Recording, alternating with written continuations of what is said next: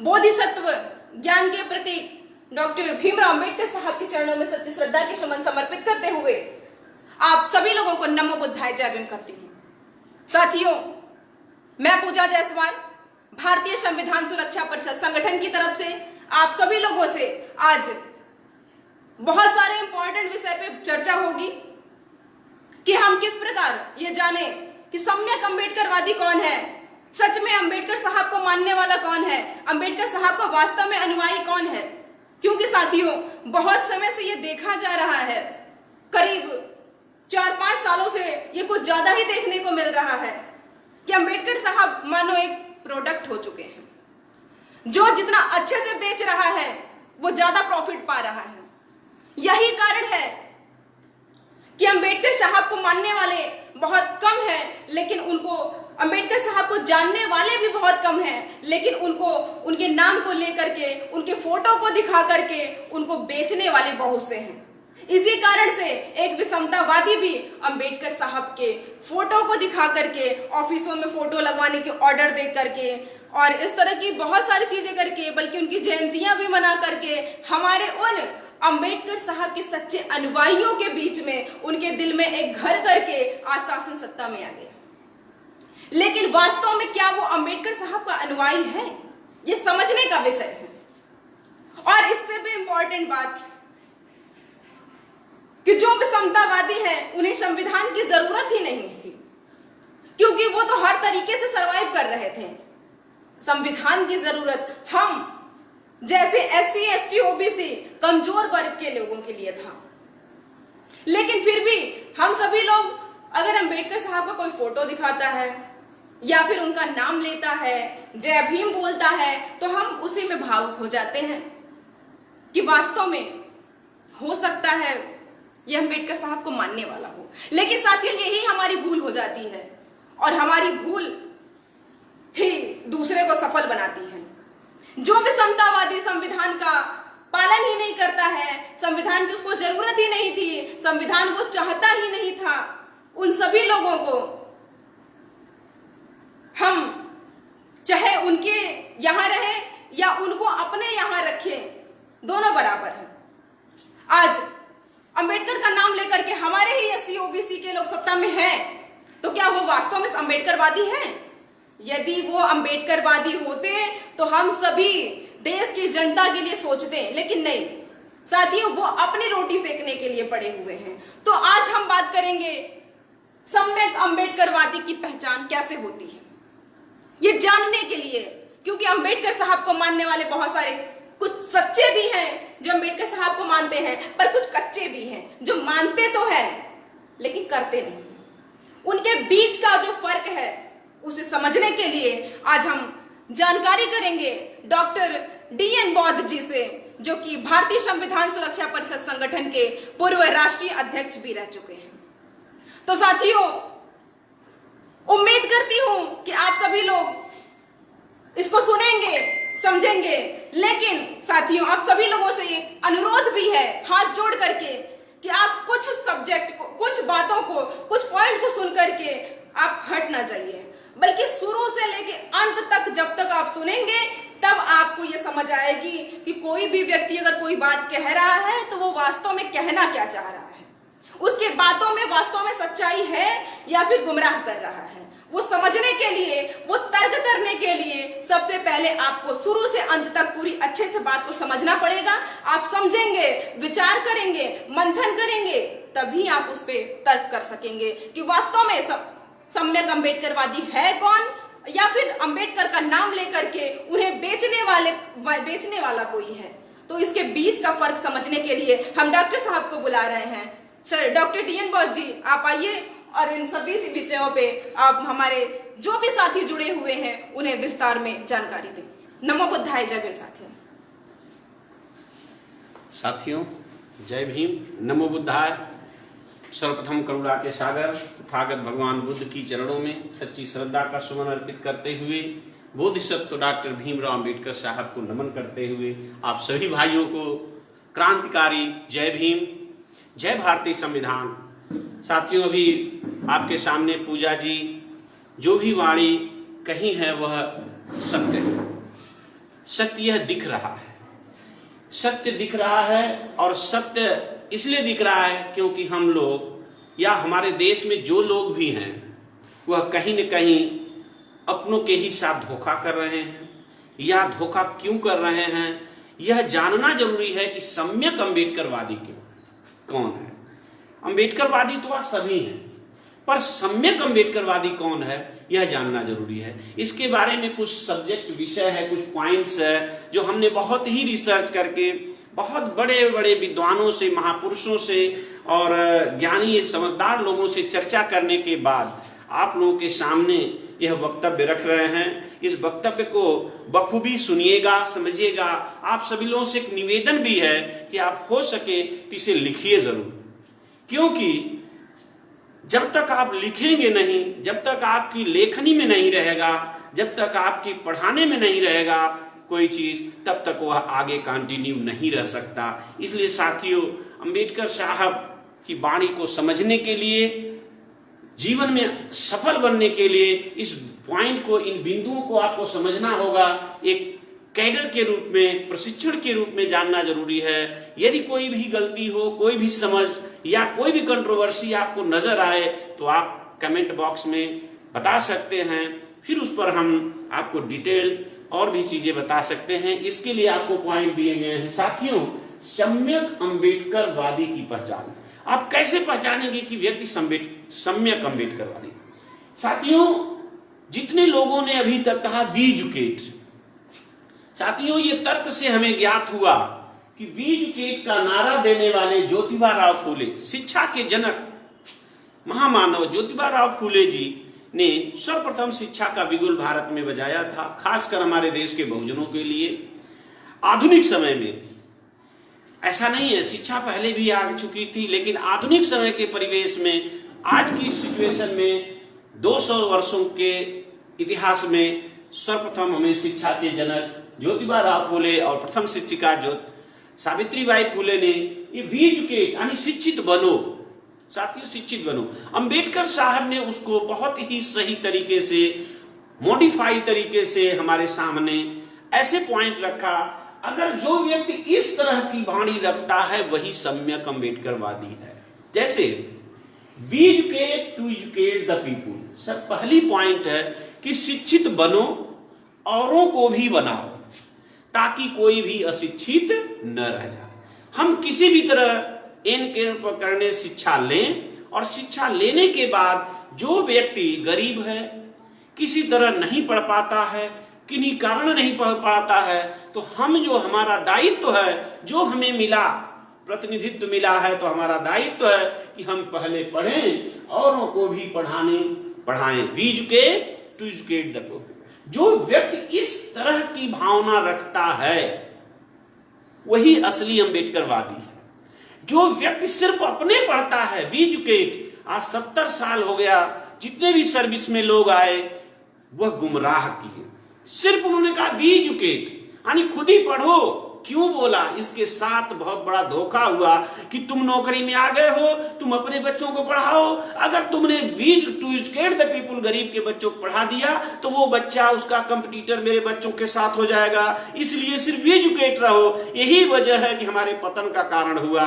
अगर to educate the people किया होता तो हमारा पूरा समाज आज शिक्षित होता, क्योंकि अशिक्षा सबसे बड़ी महामारी है, और इसी महामारी के कारण आज पुनः हमारा समाज उसी गर्त में, पाखंड में जा रहा है। उस पाखंड से निकला तो था मानवर साहब ने, बहुजन नायक मानवर साहब ने, राजनीतिक गुरु मानवर साहब ने हमें उस जमीन पर, उस स्तर पर ला के रखा। लेकिन कुछ चंद लोगों ने जो अंबेडकर साहब की वाणी नहीं समझ पाए, कांसी राम साहब की वाणी को न समझ के उसको गलत रास्ते में मोड़ दिया, जिसके कारण जनता पुनः वो गर्त में जा रही है। इसलिए साथियों, आज एक टेक्नोलॉजी है, फेसबुक के माध्यम से आज हम उन सारी चीजों को आपके माध्यम तक पहुंचा रहे हैं। इसे अमल करिए, इसको जरूर फॉलो करिए और आगे भी प्रोसीड किए। जिस तरह हमने पाया है हम आपको दे रहे हैं, आप भी लोगों को दीजिए। तभी है we educate to educate the people, ताकि किसी के नीचे किसी को अंधकार में न रहे। अगर हमारा एक भी भाई अंधकार में है, एक भी है, तो हमारा शिक्षा होना, हमारा शिक्षित होना निरर्थक साबित होगा, क्योंकि वही एक भाई हमारे लिए हमारे सबसे खतरनाक साबित होगा। ऐसे ही को विषमतावादी पकड़ करके आपके ही अगेंस्ट खड़ा करता है और खड़ा करके आपको हरा देता है, जैसे अंबेडकर साहब को चुनाव में हारना पड़ा था, कांसीराम साहब को भी हारना पड़ा था चुनाव में, क्योंकि विषमतावादी लोग आपके सम्यक ज्ञानी पुरुष के सामने खड़ा कर देगा वो आप ही के भाई को, और आप ही को हराने का काम करता है। शायद अगर हमारा भाई we educate to educate the people होता तो हमारे ऐसे ऐसे महापुरुष हारते नहीं, आज हमारा संविधान खतरे में नहीं होता अगर हम लोगों ने we educate to educate the people किया होता। दूसरी बात है सर, we organise to organise the people. कहने का मतलब हम संगठित हों, हम बहुत सारे संगठन बना के संगठित हों, कोई फर्क नहीं पड़ता। संगठन यानी संघ की बात सर्वप्रथम तथागत भगवान बुद्ध ने दिया था। संगठन, संघ की परिभाषा, संघ के बारे में, संगठन के बारे में इस देश में सर्वप्रथम वी ऑर्गेनाइज संगठन की बात तथागत भगवान बुद्ध ने दिया। उसको मॉडिफाई करके अंबेडकर साहब ने we organise to organise the people, हम संगठित हों औरों को संगठित करें। इसमें सर एक और शब्द है यूनाइट। जितने भी हमारे संगठन हैं संगठित हैं, चाहे वो किसी भी तरह से, लेकिन अगर लक्ष्य पाना है, अपने संविधान को बचाना है, तो यूनाइट होना जरूरी है। संयुक्त रूप से जितने भी संगठन हैं वह सारे संगठन एक पॉइंट पर यूनाइट होना जरूरी है, उसी को कहते हैं यूनिटी। संयुक्त रूप से यूनाइट होना बहुत जरूरी है, संयुक्त रूप से यूनाइट होना जरूरी है। सारे संगठन को अपने अपने लक्ष्य को पाने के लिए एक प्लेस पर यूनाइट होना बहुत जरूरी है। इसलिए we organise to organise the people, हम संगठित हों, औरों को संगठित करें, और संगठित लोग भी यूनाइट होकर के वन प्लेस पर, वन पॉइंट पर, एक लक्ष्य पर काम करेंगे तो सफलता जरूर मिलेगी। जो ऐसा नहीं हो रहा है, अब जरूरत है कि आप सभी लोग इस कार्य को, इस तरह की चीजों को करने की जरूरत है। अपने निजी स्वार्थ जब तक नहीं त्यागेंगे तब तक कभी भी यूनिटी नहीं बनेगी, कभी भी यूनिटी बन ही नहीं सकती। अगर हम अपने निजी स्वार्थ की बात करेंगे, जो पेड़ अंबेडकर साहब ने लगाया हम तो खा रहे हैं, कपड़े लत्ते सारे पहन रहे हैं, पर हम आने वाली पीढ़ियों के लिए अगर पेड़ नहीं लगाएंगे तो साथियों हमारे आने वाली पीढ़ियां उस पेड़ का फल नहीं चख पाएंगी, सिर्फ हम ही खा के रह जाएंगे, यही द एंड हो जाएगा। इसलिए हमारा भी कर्तव्य है कि हम भी उस पीढ़ी के लिए, आने वाली पीढ़ी के लिए वह पेड़ जरूर लगाएं। उस पेड़ को लगाने के लिए हमें आपस में यूनाइट होना है और अपने निजी स्वार्थ को त्यागना होगा, यह जरूरी है यूनिटी के लिए। तीसरा पॉइंट है we agitate to agitate the people. साथियों, एजिटेशन, संघर्ष, आंदोलन सबसे ज्यादा आंदोलनकारी अगर इस देश में कोई था, सबसे ज्यादा उन्होंने प्रमोट किया तो आपको शुरुआत जो किया ईवी रामास्वामी पेरियार ने, क्रांतिकारी योद्धा थे, शेरों के शेर बब्बर थे, इन्होंने एजिटेट का सबसे ज्यादा कार्य चालू किया। इसलिए वी एजिटेट, हम आंदोलित हों, औरों को अपने लक्ष्य की प्राप्ति के लिए आंदोलित करें, ताकि तभी हमारा आगे का कारवां होगा। क्योंकि इन शब्दों को जानने के लिए हमें एक चीज की बहुत जरूरी है, वी अलर्ट। साथियों, एक शब्द है we alert to alert the people. साथियों, एक वक्तव्य आता है कि हम लोग अलर्ट तो रहते नहीं हैं, औरों को अलर्ट करते नहीं हैं।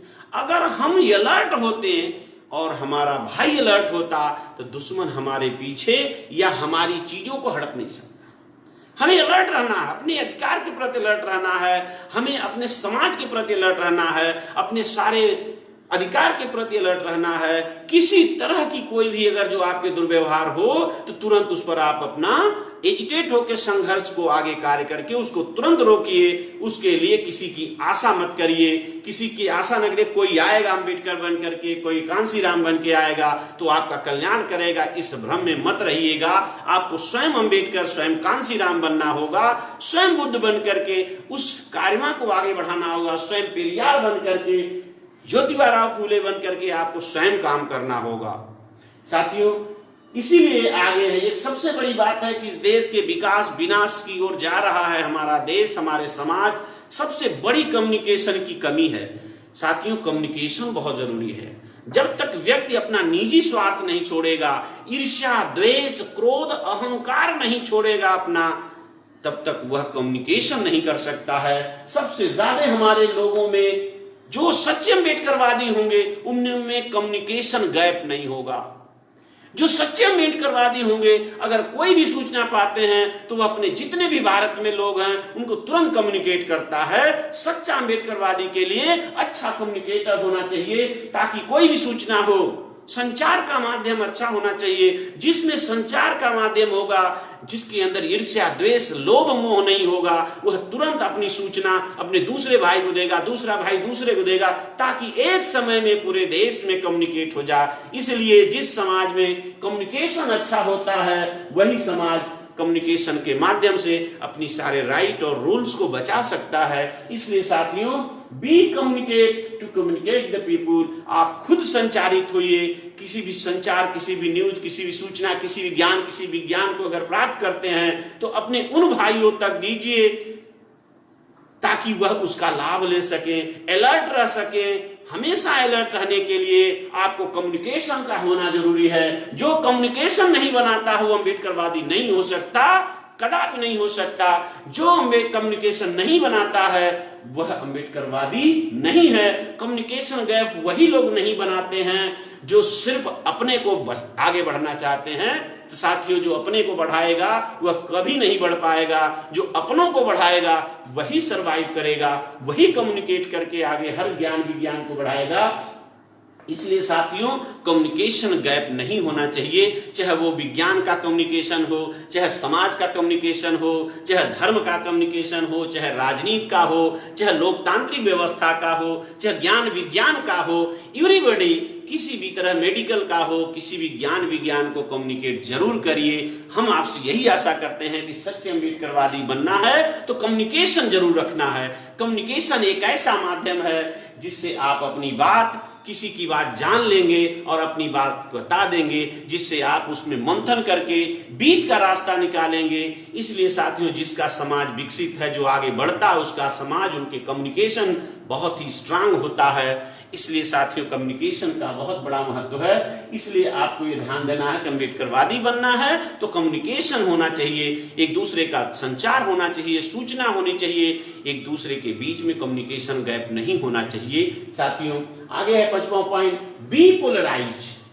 पोलराइज का मतलब है कि हम इजिली किसी की विनम्रता से किसी की बात सुन सकें, समझने के लिए धैर्यशाली हो। हम बात धैर्य से सुने और धैर्य से उनकी जवाब दें। अगर हम उनका सुन सकते हैं तो हम अपना भी जवाब उनको बिपोलराइज होके दें, बिना लड़े, बिना झगड़े, समझदारी से। जब तक व्यक्ति समझदारी से काम करेगा तभी वो पोलराइज होगा, औरों को भी पोलराइज होने के लिए प्रेरित करेगा। क्योंकि पोलराइज जब तक आप नहीं रहेंगे तब तक आप कहीं भी विनम्रता से एक दूसरे के अंदर घुल नहीं सकते। जैसे पानी होता है, चीनी होती है, पानी पोलराइज कर देता है चीनी को, और एक टाइट चीनी भी घुल करके सारे जगह वितरित हो जाती है। इसी तरह व्यक्ति का ज्ञान ऐसा होना चाहिए, इस तरह से होना चाहिए कि वह सभी को पोलराइजेशन की तरह घुल करके समाज को वितरित कर दे और उसका लाभ सबको मिल जाए। इसलिए साथियों, अगर कोई भी हमारे देश में कोई भी ऐसी चीज है तो उसको हमें पोलराइज होना चाहिए। अगर अम्बेडकरवादी है तो पोलराइज होगा, अगर अम्बेडकरवादी नहीं है जो पोलराइज नहीं होगा। आज हमारे हर जगह अपने लोग अम्बेडकरवादी नहीं दिख रहे हैं क्योंकि वो पोलराइज नहीं है। वो अपनी बात कहते हैं, दूसरे की सुनते ही नहीं। पोलराइज होना पड़ेगा। We polarise to polarise the people. आगे की बात है, we humanise to humanise the people. Humanity, आर्द्रता, मानवता, मानव का एक अपना गुण होना चाहिए। हर व्यक्ति इंसान के रूप में जन्म तो लेता है, लेकिन अगर उसके अंदर ह्यूमैनिटी नहीं है, इंसानियत नहीं है, उनके अंदर करुणा, दया, शील, सदाचार भाव नहीं है, उसको एक दूसरे के दुख दर्द को समझने, उसे आगे बढ़ाने की भावना नहीं है, उसे आगे अवसर देने की भावना नहीं है, उसके अंदर पोलराइजेशन नहीं है, उसके अंदर ह्यूमैनिटी नहीं है, मानवता नहीं है, तो वह व्यक्ति अम्बेडकरवादी नहीं हो सकता और न वो राष्ट्र का विकास करेगा। अपना तो किसी तरह कर लेगा लेकिन आगे आने वाली पीढ़ी का विकास नहीं हो सकता। राष्ट्र का विकास चाहिए, देश का विकास चाहिए तो व्यक्ति को ह्यूमैनिटी होना पड़ेगा, ये जानना जरूरी है कि अगर आप अम्बेडकरवादी सच्चे हैं तो आपको ह्यूमैनिटी होना पड़ेगा, आर्द्रता, मानवतावादी होना पड़ेगा। यही सच्चा अम्बेडकरवादी और बुद्धवादी की पहचान है। जहां जहां अम्बेडकर है वहां वहां बुद्ध है, और जहां जहां बुद्ध है वहां वहां अम्बेडकर है। अगर कहीं बुद्ध का नाम लिया गया तो अम्बेडकर वहां प्रेजेंट होंगे, जहां अम्बेडकर का नाम लिया जाए वहां बुद्ध प्रेजेंट होंगे। क्योंकि अम्बेडकर साहब ने 21 साल सारे धर्मों का अध्ययन करने के बाद उन्होंने सुपर इनर्जेटिक पावर, अगर सही मानवता ह्यूमैनिटी का पावर अगर देखा तो सिर्फ तथागत भगवान ने बुद्ध के बताए मार्ग में उन्होंने ह्यूमैनिटी पाया। इसलिए मैं कहता हूं साथियों कि ह्यूमनाइज्ड, हमें ह्यूमैनिटी होनी चाहिए, हमें मानवता आनी चाहिए, इंसानियत होना चाहिए, तभी हम अम्बेडकरवादी हो सकते हैं, अन्यथा नहीं हो सकते, कदापि नहीं हो सकते। आगे की पॉइंट है वी डू इंटरकास्ट। साथी वी मतलब हम लोग इंटरकास्ट मैरिज पर बल दें, only for SC ST OBC। Intercaste marriage होने से और मैरिज के लिए एक दूसरे को प्रमोट करें, इसका बहुत बड़ा बेनिफिट है साथियों। कितने संगठन के लोग कहते हैं कि जाति तोड़ो, जाति तोड़ो, मानवता जोड़ो। साथियों, जातियां कभी टूटेगी नहीं जब तक आप इंटरकास्ट मैरिज नहीं करेंगे। अगर आप इंटरकास्ट मैरिज करेंगे तो एक बहुत बड़ा लाभ होगा। अगर आप अपनी ही बिरादर में, अपनी ही उपजाति में शादी करते हैं तो साथियों भाई और बहन की शादी हो जाएगी।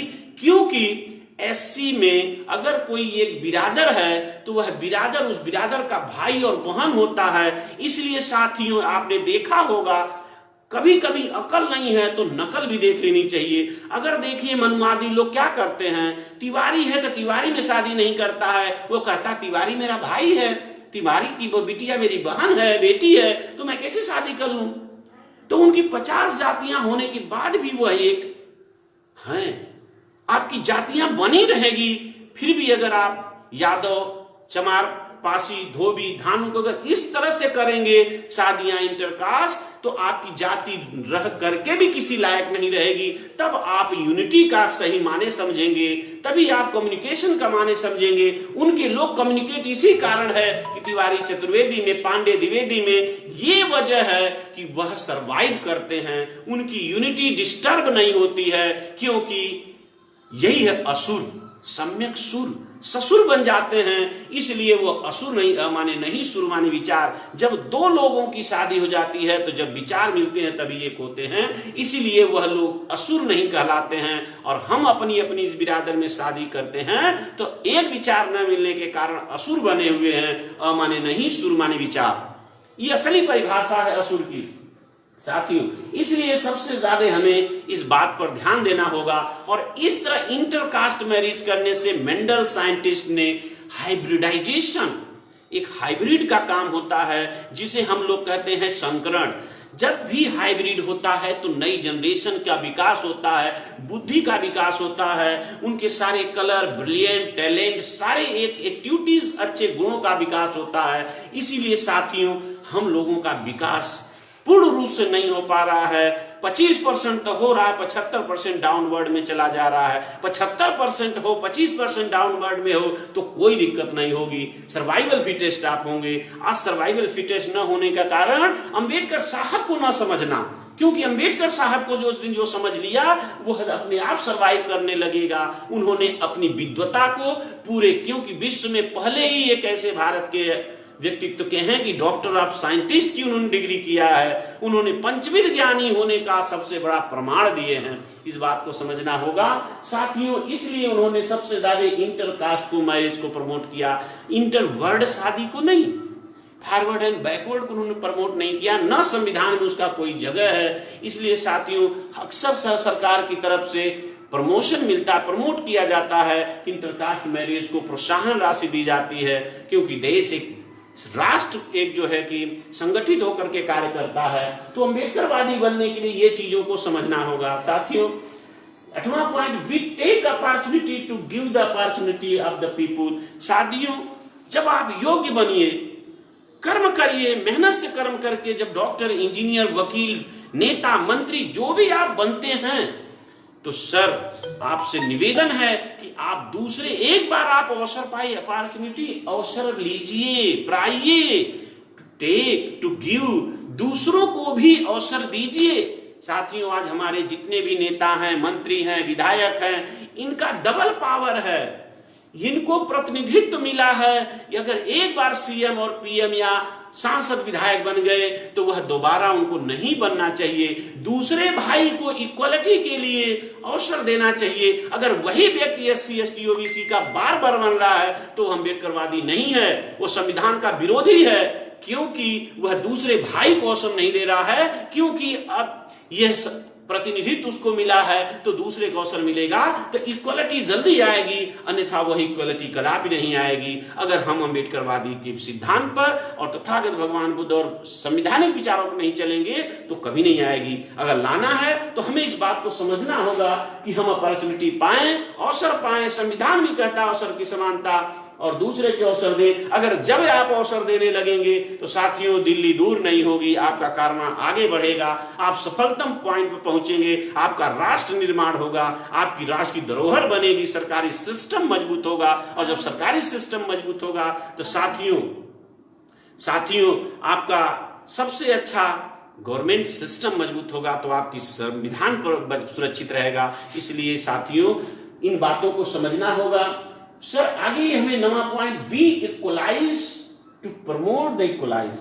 हमें सबसे ज्यादा लोगों को आपस में, अगर हम सर्विस में हैं या कहीं ऐसे प्लेस पर हैं तो हमारा वो पद है कि वहां हम इक्वल नहीं हो सकते, लेकिन पद का समय 2-4 घंटे तक होता है। इसके बाद हम जब घर में, परिवार में, दोस्त में, यार में आए तो हम मित्रवत हो, इक्वल हो। हम उनके सामने ये ना सोच कर कि मैं अधिकारी हूं, मैं डॉक्टर हूं, तुम क्या है, तो ये डिफ्रेंसिएशन नहीं होना चाहिए।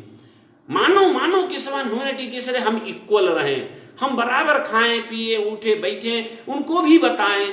जब हम पद पर जाएं तो पद की गरिमा बचाएं, जब घर और परिवार में जाएं तो उसकी गरिमा बचाएं। इसलिए हमें इक्वल होने की जरूरत है।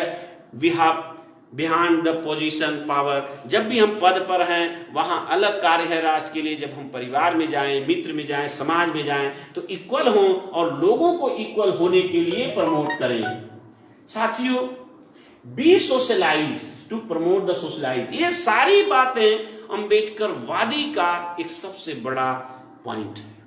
अगर हमारे अंदर ये पॉइंट्स नहीं हैं, अगर इन पॉइंट को हम अपने अंदर नहीं फॉलो करते हैं तो हम कदापि अम्बेडकरवादी नहीं हो सकते। चाहे लाख कहिए, इसका कोई पैराग्राफ नहीं है। ये बहुत बड़ा सॉल्यूशन है, क्योंकि इस कार्य को अम्बेडकर साहब ने स्वयं अपने जीवन में इंप्लीमेंट किया। इस कार्य को उन्होंने स्वयं किया, तथागत भगवान बुद्ध ने भी ये किया, कांसी राम ने भी किया, सारे लोगों ने किया। अगर कांसी राम साहब न करते तो शायद वह भी सीएम बनते, वह भी और भी पदों पर बनते, लेकिन उन्होंने दूसरों को अवसर दिया। साथियों इस बात को समझना होगा। जैसे आगे की बात है, we take to any support to give the support. साथियों एक बात का ध्यान रखना होगा कि हम कोई भी सपोर्ट लें, सहयोग लें, हमें बिना सहयोग के हम कुछ भी नहीं कर सकते। हमें सहयोग चाहिए, क्योंकि हर व्यक्ति को सहयोग की आशा होती, हर व्यक्ति को सहयोग चाहिए। बिना सहयोग के कोई आगे नहीं बढ़ सकता, और सहयोग चाहिए और टू गिव द सपोर्ट। और जब आप सपोर्ट पा करके आप अच्छे पदों पर अच्छे योग्य बन जाते हैं तो औरों लोगों को आप मानसिक सपोर्ट दीजिए, शारीरिक सपोर्ट दीजिए, आर्थिक सपोर्ट दीजिए, राजनीतिक सपोर्ट दीजिए। इक्वलाइज के लिए इन बातों को समझना होगा कि बिना सपोर्ट के कोई आगे नहीं बढ़ा है। आज अम्बेडकर साहब इतने महान हुए तो ज्योतिबा राव फूले के ज्ञान विज्ञान से और छत्रपति साहू जी महाराज के सहयोग से, यहां तक सबसे बड़ा सहयोग उनकी धम्म पत्नी, उनकी पत्नी का सहयोग था, जो इतने बड़े महान हस्ती बने।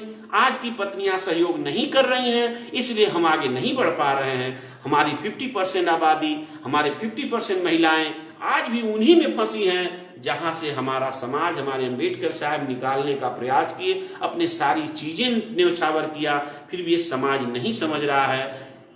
ये बात को समझने की जरूरत है साथियों। आगे सर ये पॉइंट हम करना चाहेंगे कि चिराग तले अंधेरा होता है या नहीं। साथियों, चिराग तले अंधेरा कहने का मतलब है कि लोग अक्सर कहते हैं कि चिराग तले अंधेरा होता है। यह बात सत्य है, लेकिन यह सत्य कहां है जहां पर अम्बेडकरवादी नहीं है। जहां पर अम्बेडकरवादी नहीं लोग होते हैं, वहां पर चिराग तले अंधेरा था, है और रहेगा। लेकिन जब आप अम्बेडकरवादी बन जाएंगे तो ऑटोमेटिक चिराग तले अंधेरा खत्म हो जाएगा। प्रैक्टिकल करिएगा आप जीवन में। आप जीवन में प्रैक्टिकल करिएगा कि आप 5 मोमबत्ती जला लीजिए और पांचों एक डिस्टेंस में देखिए तो आपको चिराग तले अंधेरा नहीं होगा। लेकिन अगर एक दीपक जलता रहेगा तो उसके तले अंधेरा होगा और वह चिराग एक दिन स्वयं जल के नष्ट हो जाएगा। इसलिए साथियों, अम्बेडकर साहब ज्ञान रूपी चिराग थे। वो विश्व में अध्ययन किए। अगर वह चिराग वहीं रुक गए होते तो आज हम आप जैसे विद्वान समझदार नहीं होते। तो अम्बेडकर साहब ने खुद चिराग तले अंधेरा को मिटाया है और हम जैसे अंधकारों को मिटाया है। तो हमारा भी दायित्व है, हमारा भी कर्तव्य है कि हम और अपने जो भी बेचारे गरीब हैं, न मजलूम हैं, जो नहीं इस बात को समझते, उनके अंदर ज्ञान का अंधकार है, ज्ञानता है, उस अंधकार को मिटाने के लिए हमें ज्ञान रूपी प्रकाश को जलाना होगा और आगे बढ़ाना होगा। यह सच्चे अम्बेडकरवादी की पहचान है कि अगर चिराग तले अंधेरा रहेगा तो अम्बेडकरवादी नहीं है। अगर उसके आसपास गंदगी है, उसके आसपास अज्ञानता है, तो समझ जाइएगा कि वह अम्बेडकरवादी नहीं है। सिर्फ वह अपने आप को प्रमोट कर रहा है। जैसे आज हमारे 127 सांसद, वो अम्बेडकरवादी नहीं है। हमारे इतने सरकारी कर्मचारी हैं, इतने लोग हैं, नेता मंत्री विधायक पार्टी हैं, ये अम्बेडकरवादी नहीं है। सिर्फ ये अपने को प्रमोट कर रहे हैं। अगर वो हर नागरिक को प्रमोट किए होते तो 50 संगठन बनाने की जरूरत नहीं पड़ती। सिर्फ वो अपने अपने को प्रमोट कर रहे हैं, इसलिए अम्बेडकरवादी नहीं है। क्योंकि चिराग तले अंधेरा है, वो हिटलर बन जाते हैं। अगर किसी तरह पद और पावर पा जाते हैं तो पहले अपनों को ही भूलते, अपने महापुरुषों को भूलते हैं, जिसकी वजह से खड़ा होते हैं उसी को पहले नष्ट करते हैं। ये अम्बेडकरवादी नहीं है। यह सिर्फ दिखावे के अम्बेडकरवादी हैं, वास्तविक अम्बेडकरवादी नहीं है। इस बात को समझना होगा। इसलिए चिराग तले अंधेरा अम्बेडकरवादियों के लिए नहीं होता है, जो अम्बेडकरवादी नहीं होता है उसके लिए चिराग तले अंधेरा होता है।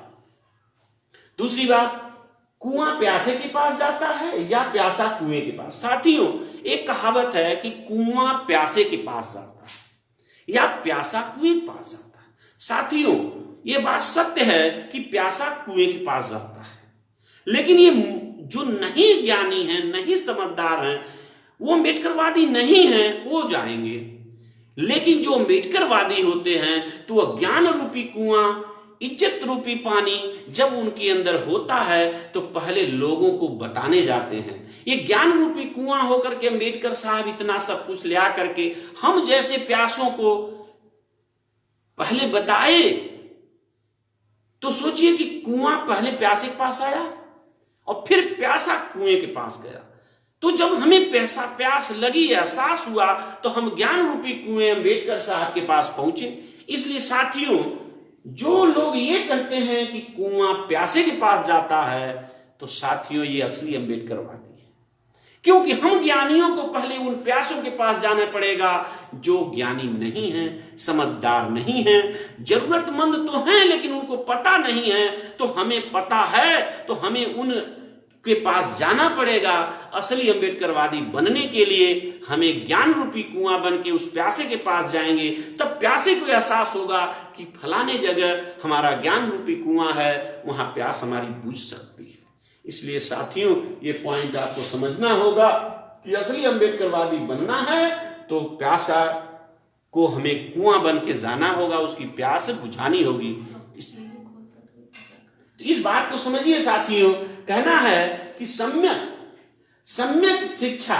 साथियों इस बात को समझिएगा कि काफी मंच पर जहां भी देखिए लोग कहते हैं कि तथागत भगवान बुद्ध, अम्बेडकर साहब ने कहा था कि शिक्षा वह शेरनी का दूध है, जो पिएगा वो शेर की तरह दहाड़ेगा।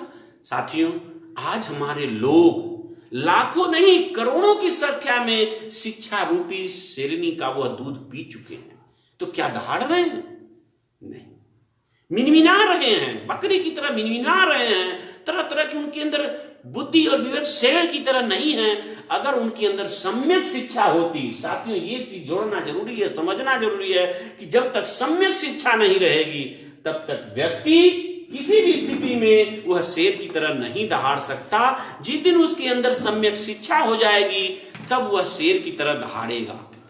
तभी कहता हूं कि सच्चे अम्बेडकरवादी बनने के लिए आपको सम्यक शिक्षा जरूरी है, तभी आप शेर की तरह दहाड़ सकते हैं, अन्यथा आप सियार की तरह मिनमिनाएंगे। कहीं भी रह करके कुछ भी तरह से आप इस कार्य को नहीं कर पाएंगे। इस बात को समझना होगा कि सम्यक शिक्षा वह शेरनी का दूध है, जो पिएगा वह शेर की तरह दहाड़ेगा। इसलिए बातों को समझना होगा कि सम्यक अम्बेडकरवादी के लिए सम्यक शिक्षा जरूरी है। इस बात को बखूबी समझना होगा साथियों। इसलिए हमने इस पॉइंट को अम्बेडकरवादी बनने के लिए व्यक्ति को यह चीज जानना जरूरी है। इसलिए सम्यक एक वक्तव्य और है कि अम्बेडकर साहब ने कहा था कि जिस ओर जवानी चलती है उस ओर जमाना चलता है। साथियों, आज हमारी जवानी कहां? क्या हमारे लोग जवान नहीं है? क्या हमारे लोगों के ब्लड में खून नहीं है? जवानी है, पर यह है अशिक्षित जवानी है, अज्ञानता भरी जवानी है, सही मार्गदर्शन नहीं है, सही सम्यक शिक्षा नहीं है। इसलिए साथियों ये वक्तव्य है कि जिस ओर सम्यक जवानी चलती है, जिस ओर सम्यक शिक्षित लोग चलेंगे, शिक्षा को ग्रहण करके चलेंगे, वही वो सम्यक जमाना चलेगा। अम्बेडकर साहब ने कहा था किसी वक्तव्य में, लोग अक्सर बोलते हैं मंच पर कि सम्यक ज्ञान के बिना, साधन के बिना युद्ध करने जाएंगे तो आपकी हार होगी। यह बात सत्य है कि अगर आप सम्यक शिक्षा और सम्यक जवानी और सम्यक तर्क और सम्यक ज्ञान के बिना अगर युद्ध करने जाएंगे तो आपकी हार ही होगी। इसलिए साथियों, सम्यक जवानी जिस ओर चलेगी उसी ओर सम्यक जमाना चलेगा। और आज हमारी जवानी असम्यक दिशा की ओर जा रही है, अपने निजी स्वार्थ के लिए जा रही है। इसलिए किसी को अम्बेडकर की चिंता नहीं है, किसी को संविधान की चिंता नहीं है, सिर्फ चिंता है तो उसे अपने संगठन की चिंता है, अपने जो है पार्टी के बढ़ोतरी की चिंता है, अपने पार्टी में पैसा बढ़ाने की चिंता है, अपने संगठन, अपने घर की चिंता, अपने बाल बच्चों की चिंता है। लेकिन किसी को संविधान और आने वाली पीढ़ियों की चिंता नहीं है। अगर चिंता होगी तो साथियों, यूनाइट होकर के संगठन के रूप में यूनाइट होना आपको पड़ेगा। और जो यूनाइट नहीं हो रहा है, जो यूनाइट होने के लिए प्रयास नहीं कर रहा है, वो अम्बेडकरवादी नहीं है। सिर्फ वो है अम्बेडकर का चोला पहना है। और यहां तक तो अब तो अम्बेडकर का चोला वह लोग भी पहन लिए हैं जो लोग कभी पहनना नहीं चाहते थे। आपका सर्वसम गुण नष्ट करने के लिए लोग पहन रहे हैं। इस धोखे में मत रहिए कि वह अम्बेडकरवादी हैं। साथियों, एक शब्द है अम्बेडकर साहब ने कहा, नायक पूजा। साथियों, नायक पूजा इस विषमतावादियों के रहते हुए नायक पूजा करेंगे तो घाटे में जाएंगे। क्योंकि एक नायक को कोई भी विषमतावादी पकड़ लेगा तो उस नायक के पीछे भेड़ की तरह लोग, जितने लोग चलेंगे सारे मारे जाएंगे। इसलिए साथियों, लोकतंत्र में नायक पूजा घातक है। लेकिन अगर सम्यक नायक है, अगर नायक सम्यक लोकतंत्र के हिसाब से चल रहा है, लोगों को अवसर दे रहा है, ऐसे नायक के पीछे चलेंगे तो साथियों लोकतंत्र का कभी भी घाटा नहीं होगा, कभी भी नुकसान नहीं होगा, हमेशा आगे ही बढ़ेगा, लोकतंत्र मजबूत ही होगा। इसलिए साथियों, असम्यक नायक के पीछे चलेंगे तो आपका सब कुछ नष्ट हो जाएगा। लोकतंत्र नायक और घाटा होगा। और यहां तक कि अलोकतांत्रिक तरीके से ऐसे नायक की पूजा लोकतंत्र के लिए घातक हो जाएगी, संविधान खतरे में हो जाएगा। इसलिए साथियों, सम्यक नायक के पीछे चलिए जो लोकतंत्र तरीके से कार्य कर रहा हो, दिख रहा हो। इसलिए साथियों, आगे का पॉइंट है, जो लोग कहते हैं अम्बेडकर साहब की विद्वान है, विद्वता है कि जो कहिए वही करिए। अगर आपने जो कहा वो किया नहीं, या जो किया वो कहा नहीं, वो विषमतावादी सोच है, वो अम्बेडकरवादी की सोच नहीं है। जितने भी गलत तरीके से जो चीजें प्रेजेंट होती है वह अम्बेडकरवादी होने का परिचायक नहीं है। साथियों, अम्बेडकरवादी बनने के लिए दो कार्य करना बहुत जरूरी है। संविधान के पद चिन्हों पर चलना, लोकतंत्र और गणतंत्र को पालन करना जरूरी है। उसी तरह आपके घरेलू संविधान जो घरेलू संविधान है वह 22 प्रतिज्ञाओं को अगर हम नहीं करते हैं, अपने जीवन में उसे पालन नहीं करते हैं, तो आप अम्बेडकरवादी कदापि नहीं हो सकते, कदापि नहीं हो सकते। अगर आप अम्बेडकरवादी हैं तो आपको 22 प्रतिज्ञाओं को अमल करना सख्त जरूरी है, तभी आप अम्बेडकरवादी होंगे। इन जितने भी पॉइंट हमने आपको बताया साथियों, यह अम्बेडकरवादी होने की पहचान को इंगित करता है। इसीलिए साथियों ये बात को समझना होगा कि जो अम्बेडकरवादी होगा वह पढ़ा लिखा होगा, दुश्मन की चाल को समझ जाएगा। ये जो दुश्मन की चाल को समझ जाए वही अम्बेडकरवादी है। जो दुश्मन की चाल को ना समझ पाए वह लिखा पढ़ा है, पढ़ा लिखा नहीं है। आज हमारा समाज जहां देखिए वो लिखा पढ़ा है, पढ़ा लिखा नहीं है। जैसा लिखा हुआ था वैसा पढ़ करके जाके एज इट इज लिख आया, डिग्री पा लिया, और डिग्री वाला बड़ा डिग्री वाला हो जाता है। अरे वो डिग्री वाला है पर वो पढ़ा लिखा है, पढ़ा लिखा नहीं है, वो लिखा पढ़ा है। वह लिखा पढ़ा तब पढ़ा लिखा हो जाएगा जब अम्बेडकर साहब की तरह वह अपने विद्वता से, अपने बुद्धि बल से, अपने तर्क बल से जब वह खुद कोई चीज लिख करके समाज को सही मार्गदर्शन करेगा, तब वह पढ़ा लिखा कहलाएगा। साथियों, इस पढ़े लिखे को अंबेडकर साहब ने एक वक्तव्य कहा कि हमारे देश में 3 इमरजेंसी होती है। 3 इमरजेंसी अक्सर आती है। चिकित्सा की इमरजेंसी, टेक्निक की इमरजेंसी और लॉ, वकील। आज हमारे देश में इमरजेंसी एक कानून बनते जा रहे हैं। अगर हमारे वकील सही होते, हमारे लॉयर सही होते, तो आज ये जितनी भी इमरजेंसियां पड़ रही है सबको खारिज कर देते। बड़ा दुर्भाग्य है कि इनके अंदर कोई गुण नहीं है। वकील की डिग्री तो ले लेते हैं लेकिन वकालत आती नहीं, संविधान आता ही नहीं है। आता भी है तो वही आता है जो लिखे पढ़े हैं, पढ़े लिखे नहीं। साथियों, अंबेडकर साहब ने 3 बातें बोले थे कि इंजीनियर, डॉक्टर और वकील अगर हमारे समाज में 3 के अंदर 3 गुण आ जाए, यानी 9 गुण संपन्न हो जाए, तो हमारे देश की धरोहर को कोई ठेस नहीं पहुंचा सकता। आज ये दिख रहा है कि ये हमारे संवैधानिक रूप से SRP, यस का मतलब सम्यक रीड प्रॉपर्टी। हमारे देश के युवाओं को सम्यक रीड प्रॉपर्टी होना पड़ेगा और सम्यक टीच प्रॉपर्टी होना पड़ेगा। सम्यक लिखिए, पढ़िए और सम्यक पढ़ाइए। टीचिंग, जब तक आपके अंदर टीचिंग प्रॉपर्टी नहीं होगी तब तक आप कोई भी इमरजेंसी डील नहीं कर पाएंगे। और टीचिंग प्रॉपर्टी तब होती है जब सेल्फ कॉन्फिडेंस, आत्मबल मजबूत होता है, उस पर कॉन्फिडेंशियल आपको ज्ञान होता है, आपको कॉन्फिडेंशियल उस पर आपको तर्क शक्ति होती है, तब आप गुड टीच प्रॉपर्टी, सम्यक टीच प्रॉपर्टी होती है। और लास्ट में आपको सम्यक राइट प्रॉपर्टी, तब आप सम्यक राइट प्रॉपर्टी अच्छी लेख लिखेंगे और लेख लिख करके आने वाली पीढ़ी आपकी पढ़ेगी। जैसा अंबेडकर साहब के अंदर गुण था, अच्छा उन्होंने पढ़ा, अच्छा लिखा, अच्छा पढ़ाया और अच्छा लिखा, जिससे आज हम आप पढ़ करके सही मार्गदर्शन कर रहे हैं। ये अंबेडकरवादी के गुण हैं। ये चीजों को समझना होगा साथियों। समाज में मैंने आपसे बार बार कह रहा हूं, बार बार निवेदन है कि आप इन पॉइंट को लिखिए,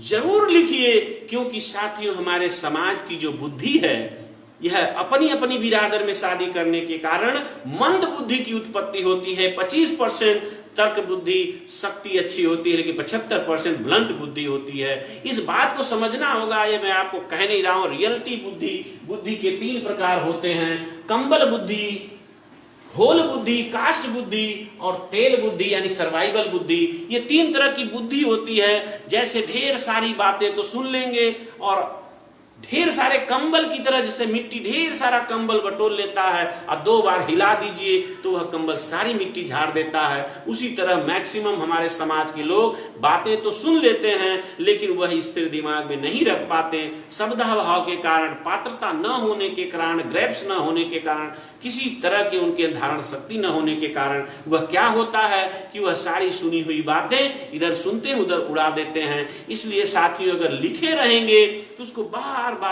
बार रिवाइज करते करते आपकी वह बुद्धि यहां पहुंच जाएगी, तैल बुद्धि की तरह सर्वाइवल बुद्धि बन जाएगी। आज हम भी वही करते हैं, तो हम चाहेंगे कि आप लोग भी कोई भी चीज लिखिए, बार बार लिखिए, और लिखने के बाद उसको बार बार जब पढ़ेंगे तो आपकी बुद्धि सर्वाइव होगी। दूसरी है कास्ट बुद्धि। अक्सर SC ST OBC के लोगों की मेंटेलिटी होती है कि वह सिर्फ सोचते हैं होल बुद्धि, जितना छेद है उसी पर देखते हैं, उतना ही पढ़ते हैं कि मैं इतना पास हो जाऊंगा, इतनी सर्विस हो जाएगी, इतनी रैंक होगी। उस बुद्धि से आपको आगे निकलना पड़ेगा और आपको सर्वाइवल बुद्धि की तरफ चलना होगा। जैसे एक तेल की बूंद है, अगर एक बाल्टी पानी में गिरा दीजिए एक बूंद तो सैकड़ों बूंद बन जाती है। इसलिए साथियों, आप जहां भी रहिए तो तैल बुद्धि बनने की कोशिश करिए, सर्वाइवल बुद्धि बनने की कोशिश करिए। आप जहां भी रहिए उस पानी की तरह, जैसे एक बूंद सर्वाइव वाटर पर फैल जाती है, उसी तरह वो सैकड़ों बूंद बन जाती है। इसलिए साथियों, आपको एक भी ज्ञान अगर मिले तो आप सैकड़ों भाइयों को बांट देंगे तो आपकी बुद्धि सर्वाइव हो जाएगी, आपके कार्य सर्वाइव हो जाएंगे, आपके सारे मजबूत से मजबूत, बड़े से बड़े कार्य सरल हो जाएंगे, सर्वाइव कर जाएंगे। ये बातें जरूरी है। इसलिए साथियों, सर्वाइव करने के लिए आपको तैल बुद्धि होना बहुत जरूरी है और इस तरह के कार्य करने के लिए इन बातों को समझना होगा। साथियों, इन शब्दों को हमने इसलिए आपको रखा कि इससे आप पहचान सकते हैं कि असली और गलत अम्बेडकरवादी। साथियों, आज दो तरह के अम्बेडकरवादी आपको दिख रहेंगे। एक ऐसे अम्बेडकरवादी जो कोई भी दुर्घटना होने के बाद जाकर के हमदर्दी दिखा लेते हैं और समाज में वीडियो वायरल करके क्या करते हैं कि हमदर्दी जुटा लेते हैं और मैं अम्बेडकरवादी हूं, मैं दुख समाज का देख। साथियों, ये धोखे वाले अम्बेडकरवादी हैं। असली अम्बेडकरवादी तो वह है कि दुर्घटना होने के पहले समाज को ज्ञान इतना दे दो कि वह दुर्घटना हो ही न।